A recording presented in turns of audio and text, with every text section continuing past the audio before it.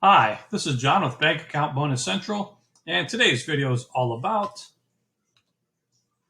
the best questions to ask during an interview in 2021. So, as we celebrate the graduation of students from both high school and college, I want to share things that I wish were taught in school that are vital to success in life, but they're simply not taught as they should be. Now, it doesn't matter if you actually graduated from your school or didn't, because the statistics show that only about half of the people who enroll in a college actually get to walk across the stage because they completed the requirements to graduate, which are simply to collect enough credits. You collect 60 credits, you get your associate's degree. You collect a total of 120, you get a bachelor's. You collect 36 more, you get a master's degree. That's as far as I got. I'm not sure how much more it is to get a doctorate, but that's all they care about, your credits. So as a high school math teacher for the past 9 years, I know that students are taught that the education and graduation are the most important part of school.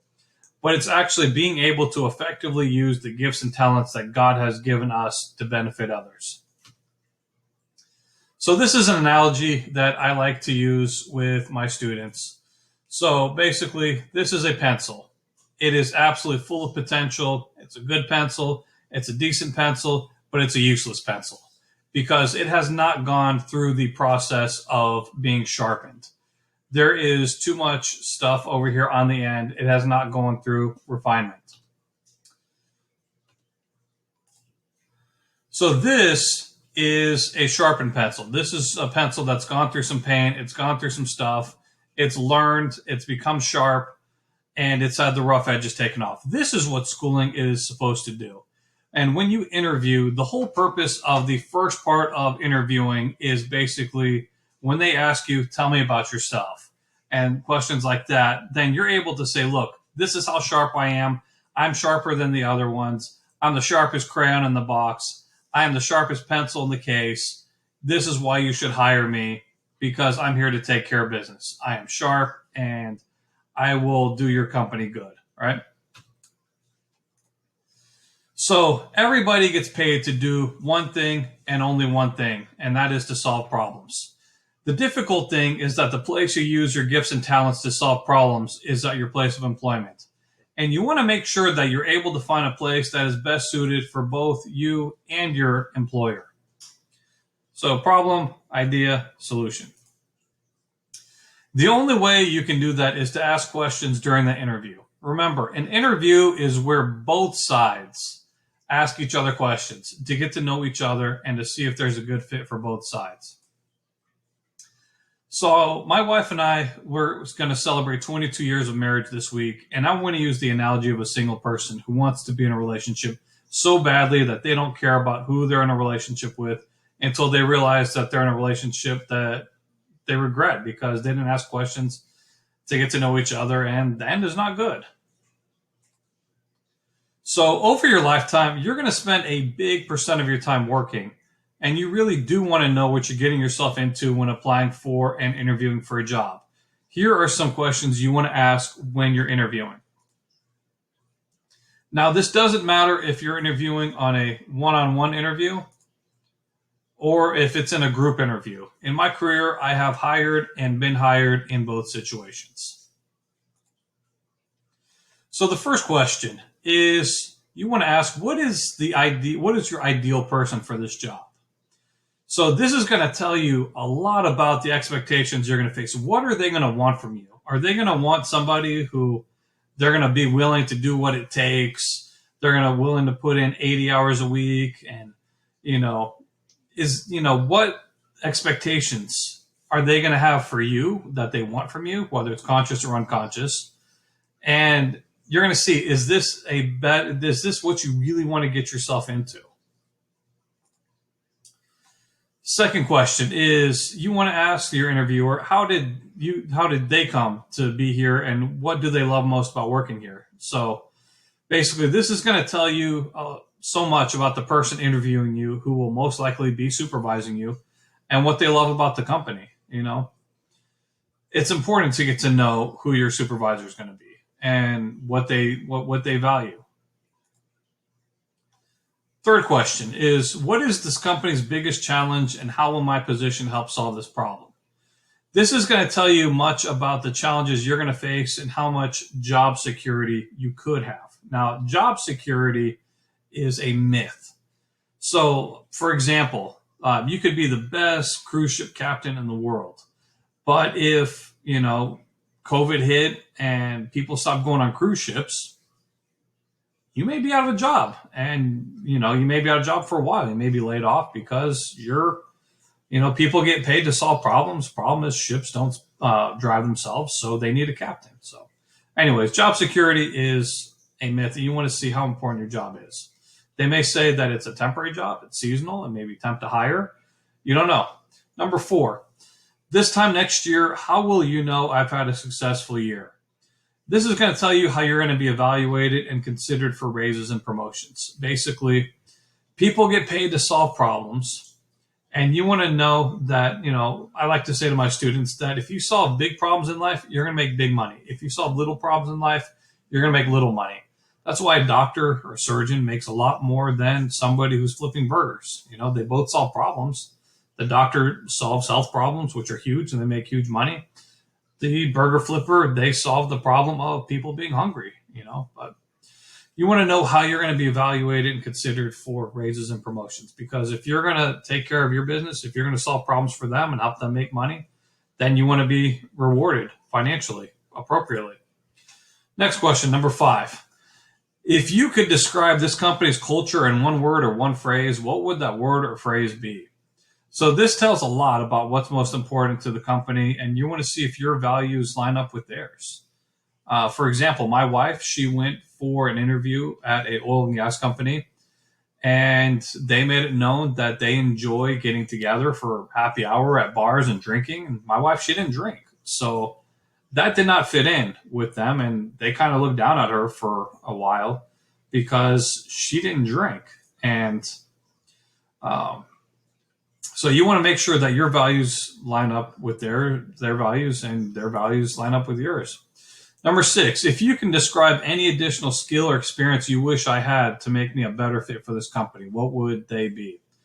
So this tells a lot about what the interview thinks about your qualifications and what you could bring to the company and possibly how you stack up against the competition. For example, a lot of sales jobs or stuff like that, they say they want 10 years of experience. Well, if you have 7 years of experience, they can say, well, we wish you had 3 more years, but because of this, and that, maybe we could, see what would happen, It's all about, you're trying to see where you fit in to the other people who are being considered for the position. Number 7, what would I miss out by not working here? And this would tell a lot about what the interviewer thinks about you and possibly how much he's trying to see how well you would fit in here. You'd miss out on our profit sharing plan. I recently did a video with a former Chase banker, and he was making between $4,000 to $5,000 in bonuses for signing up new customers. And what would I miss out for not working here? Well, if you could take care of your business, you would make you'd make your base salary plus $4,000 to $5,000 per month in bonuses. That's a lot of money, right? So your interviewer would be able to see you in the job, which is what you want as somebody going after a job. And then number 8, what are the next steps in this process? And this tells a lot about what you can expect. You may hear stuff like, we're going to interview more people. We'll get back to you within a week. You can expect a second interview. The HR person's out on vacation for a week, so it's going to be probably 2 weeks. And then if they give you a time frame, that's going to give you an additional opportunity to call back and follow up to see, hey, you told me it was going to be a week to hear back. I haven't heard anything back. I'm still interested. What can we do to tell my candidacy for this company? So my hope is that you're able to find the place where you're able to fit in and you're able to use your gifts and talents to your full capacity. Asking the right questions will also help separate you from other candidates who don't show an interest in the job because they don't ask questions. I mean, there should be interest from both sides in a job prospect. You want to know about them. They want to know about you. Both sides want to know what the other one's getting. So I mentioned earlier in this video that everyone is paid for one reason and one reason only, and that's to solve problems. I wanted to share with you, I'm hoping that those questions were able to help you in your process of interviewing, because interviewing is stressful. I've been on both sides of it. I've hired people, I've been hired. I want to share with you the purpose behind this channel, which is called Bank Account Bonus Central. So banks, they have a problem of wanting new customers to sign up for new accounts, and they are willing to pay bonuses between $50 to $1,000 per account for people to sign up for typically new checking accounts. The purpose of Bank Account Bonus Central is to educate people on how they can get as many bonuses basically as you're wanting to get. I put out new videos 7 days a week reviewing ways the banks are handing out hundreds of dollars to new customers for opening an account. So let me ask you this question. When was the last time your bank paid you to become a customer? The majority of people out there have been loyal to the same bank for years, but the banks won't pay them for any amount of loyalty. They will pay new customers for banks. So my name is John. I'm a high school math teacher in the Houston area, and I've been making over $10,000 per year for the last 4 years for signing up for new bank accounts regularly. I'm asking you to subscribe and join this money-making community so you can learn how you can turn the direct deposits you get, hopefully from the new job that these questions help you land, into their own side hustle. You don't need to wait for Christmas to get a bonus on your paycheck. You can get a bonus for every single direct deposit you get. And I'm going to show you step by step how this is possible. So let me give you one example briefly. Hancock Whitney, I just made this video. They have let me sign up for a bank account each year for the past 4 years. And basically what they do is I open an account with them. They want one direct deposit. For that one direct deposit, they give me a bonus of $300. So after that one direct deposit, I'm going to move my direct deposit to somewhere else to make additional money. I keep that account open for 6 months, and then I shut it down. And then next calendar year, I can become a new customer every calendar year. So same thing, I open an account, give them one direct deposit. They gave me $300. I keep it open 6 months. I shut it down. 4 years in a row I've done this. I've given them 4 direct deposits. They give me a total of $1,200. I mean, this is phenomenal. And this is not a unique situation. Banks are consistently offering all sorts of amazing opportunities. I want you to join this money-making community. So I'm going to ask y'all, if you're still hanging around here with me, I want to ask you to do 3 things. Number 1, smash that like button to show me that you appreciate profitable content like this. Number 2, please share this with other people who are needing to get assistance in how to answer interview questions and how to make money. And number 3, please subscribe with that bell notification. As I said, I make new videos, profitable videos, 7 days a week, putting them out at 5 p.m. Central Time. And with that, I will see you in the next one. If you're interested, check out any of these other videos here on how to make bonuses. And if you're interested in additional interview content, please comment down below, and I'll see you in the next one. Peace, and God bless you.